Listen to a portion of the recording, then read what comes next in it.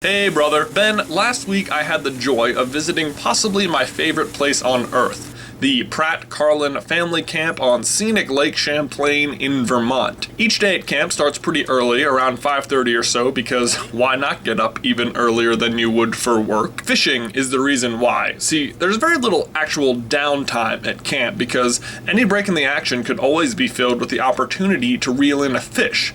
This could just mean casting off the dock like Kayla's doing here, but if you really want to catch the big one, you're going to need to be on the boat when the fish are feeding at 5 in the morning.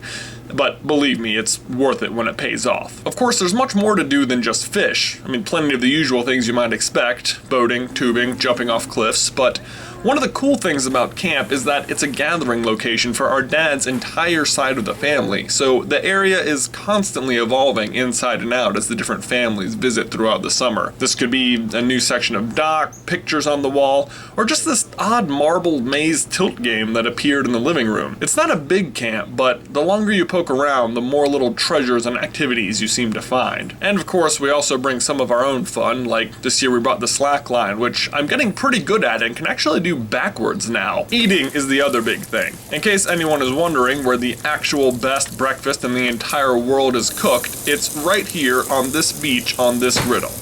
I am not kidding.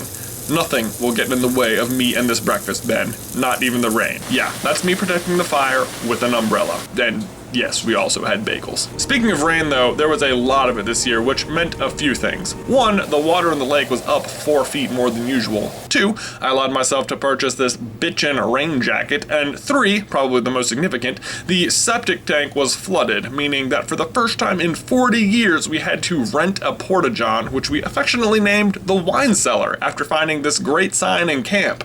Told ya.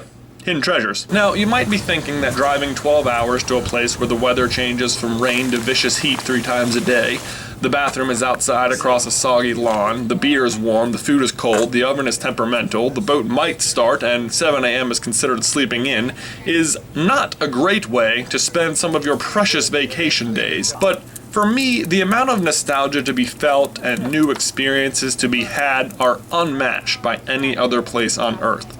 I also realized this year that even if I found another place, it would take at least 25 years for it to grow on me in the same way this place has. It's not always the most comfortable place, but in an odd way, that's the most comforting thing about it to me. It makes me think that maybe what we desire most out of life is not just happiness and ease of living, but what it is, I don't know. What do you think? Ben, my other question for you and everyone else is, what is your favorite place on Earth, and why? Glad I got to spend Independence Day with you, bro. I'll see you in another life, brother.